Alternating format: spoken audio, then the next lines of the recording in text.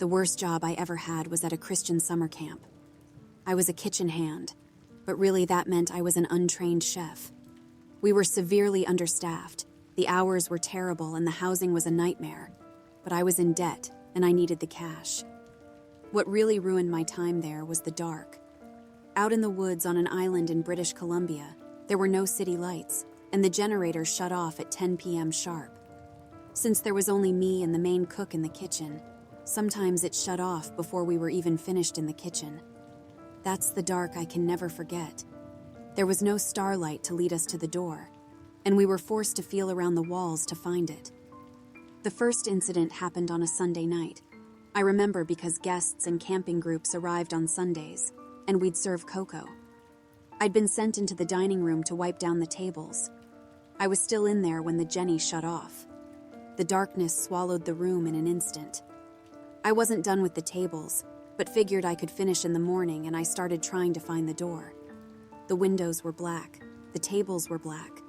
I reached out with my hands in front of me and took small, shuffling steps. The dark seemed to seep into my eyeballs. I was blinded to anything around me.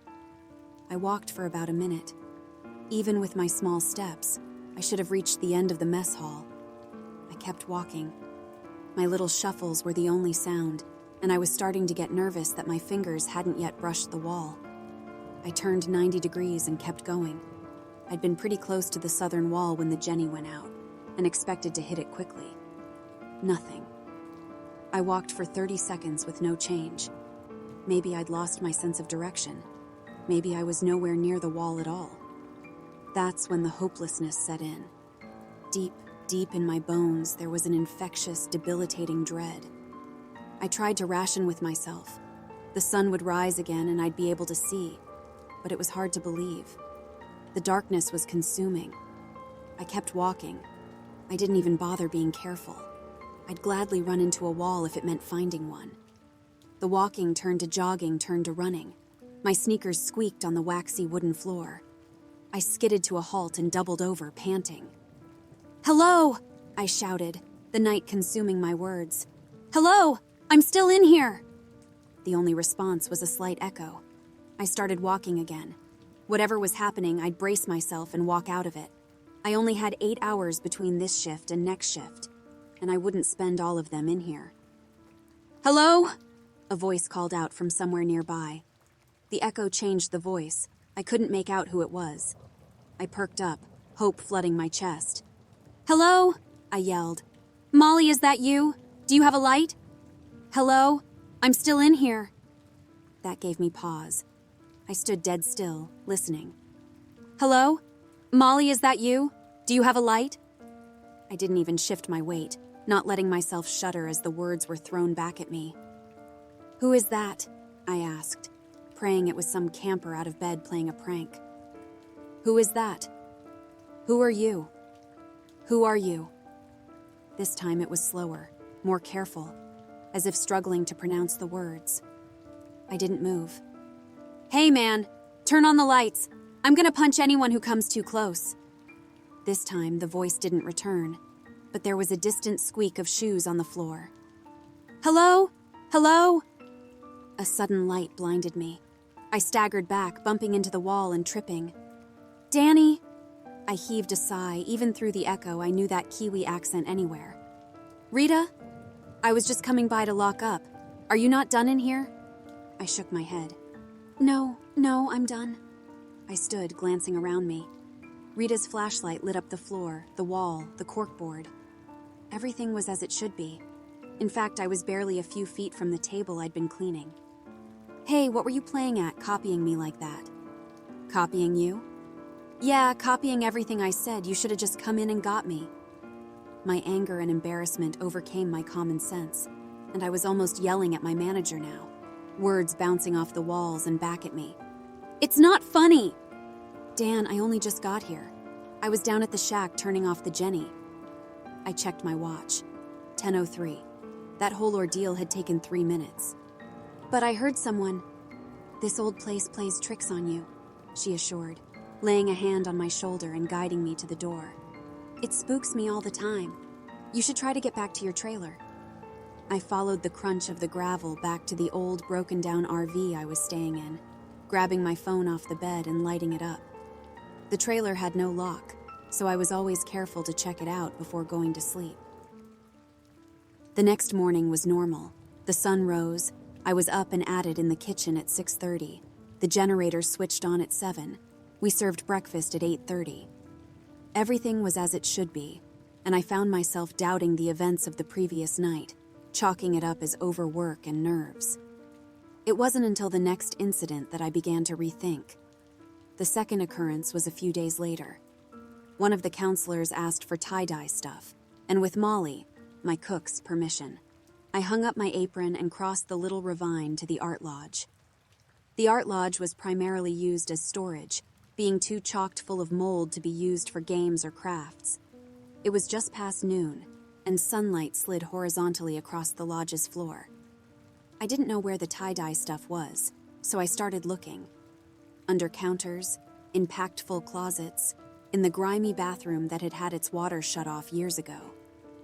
With nowhere else to look, I walked deeper into the lodge, passing dusty old sleeping quarters and piled-up furniture.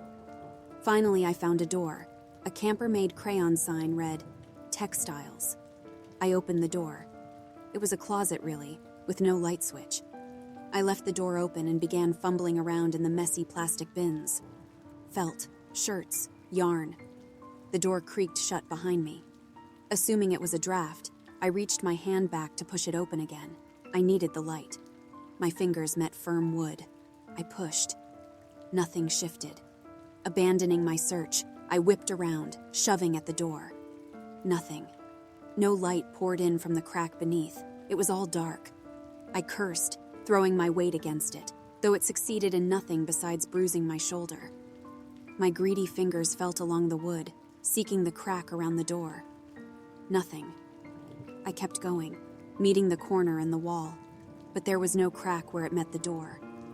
I felt for the knob, but in the dark, I couldn't find it. "Fuck!" I spat, for lack of anything else to say. "Fuck!" a muffled voice replied through the knot door. "Hello?" I shouted. "Hello? Can you let me out? I'm locked in. Hello? Can you let me out?" The words were slow and deliberate, not even bothering to mimic my frantic tone. "I'm locked in. Hello? Stop fucking with me." I slammed my weight against the wall again, heart rate picking up. "Stop fucking with me." I slumped to the floor, breathing heavily. I was never particularly claustrophobic, but now, feeling the shelves dig into my ribs on both sides, it was different. I didn't utter another word, waiting. "Dan?" I perked up, scrambling to my feet. "Molly? Moll, let me out. Let me..." I fell through the open door, practically landing on her. "Did you lock yourself in?" Molly asked, looking down at me. "Aw, poor baby. No wonder you were gone so long." "So long?" I asked, trying to stop the trembling. What time is it?" "Honey, you were gone an hour." She stooped, grabbing a plastic bin from behind me. "I'll get this to the counselors. You get back there and to the onions." I staggered out of the lodge and down the trail, nearly blinded by the sunlight. An hour. I'd been in there an hour. I could have sworn it was barely a minute. I returned to work. I didn't have any other choice. It was my job. We had barely 2 hours till dinner and over 100 people to feed. It's not like I could just walk it off or take a nap like before. I really needed the money. I'd always been a skeptic. I didn't spook easily. But after the art lodge incident, I was definitely cautious. I kept my phone on me and always made a point to block doors with my heel to be sure it wouldn't close unexpectedly. For a day or so, things seemed to be normal again. I clipped a flashlight onto my belt in the evenings and used it the second the Jenny went out. I would not be caught in the dark again. On Saturday, the guests left, and with 15-ish hours until the next group arrived, the staff decided to take a swim down at the dock. After a 16-hour workday, it was a relief. I shimmied into my bathing suit and trotted down to the rocky beach with Molly and the lifeguards. I set my flashlight on the dock beside my towel before diving in, the night lit by nothing but the stars and Rita's lantern. "Danny!" I turned to Michael, the first aid attendant. Race to Counselor's Rock? That's pretty far, I replied, squinting at the tiny moonlit island. Are you scared? I wasn't. I was a strong swimmer. We both reeled back and dove off the wharf. I hit the icy water and sank to the sand beneath. I kicked off the ground to resurface, but I didn't. It was like my feet stuck to the ocean floor, like gravity had increased, pulling me down. I swiped wildly with my arms, kicking and flailing to get to the surface. I hadn't taken a huge breath, so I was frantic. I fought the pulling sensation, surfacing enough for a single breath. I kicked off one of the wharf supports, blindly swimming in what I assumed was the correct direction. I swam about a minute, panting for breath, before I opened my eyes. What I saw filled my bones with concrete dread. Nothing. I saw nothing. Just blackness. Not even the starlight on the lapping waves. I twirled my legs to stay up, glancing over my shoulder. It was like I didn't turn around at all. It was all the same black. No wharf, no lantern, no light. No, fuck, please, I babbled to myself, the nerves of the dark and the overwork compiling all at once. No, please, Jack, Mike, Maul. I kicked around in the water blindly. Rita, boss? I almost expected the familiar voice, mimicking my words as it had before. Nothing. Not the sound of lapping waves, not an echo, not a breeze. Just blackness and silence. I was alone. There was never any malicious voice mocking me, was there? It was just nothing that I heard. It was a feeble attempt to fill the void. My bones felt heavy, my tendons tired and weak. I was starting to sink again. I kicked harder, but it was in vain. I gasped a final warm breath before I fell beneath the tide. I was sinking, drowning, the compress of the heavy salt water pushing the air from my lungs. I was dying. I was going to die. I kept sinking but never reached the ocean floor. I could feel drafts passing through my rib cage. I felt flesh bloat and slough. I felt limbs disconnect and drift away. Dry wood splinters dug into my back. I gasped for air, darting upright so fast my forehead hit something. "Danny!" a muffled voice shouted. My ears popped and hot water trickled from one. I could feel someone sitting over me, still straddling my chest with their hands locked in position for CPR. "Danny, holy shit!" Rita grabbed my shoulders. "Danny, sweetie, are you okay?" I nodded, but I wasn't. Turn on the light," I gargled. The dock went quiet, the tide lapping beneath us.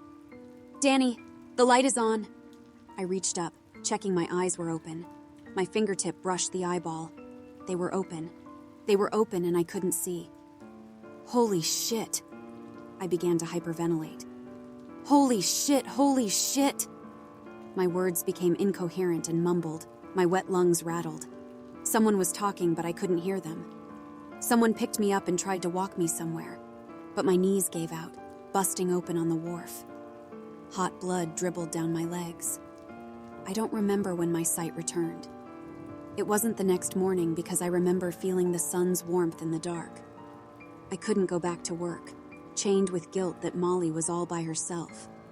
Rita told me not to worry, but I could tell she was stressed. There was talk of taking me to hospital, but getting an emergency boat out there was expensive and dangerous. On the second day, I could see more, though the entire day seemed to be an eclipse. The sun looked black, and anything that produced any light at all became a blind spot.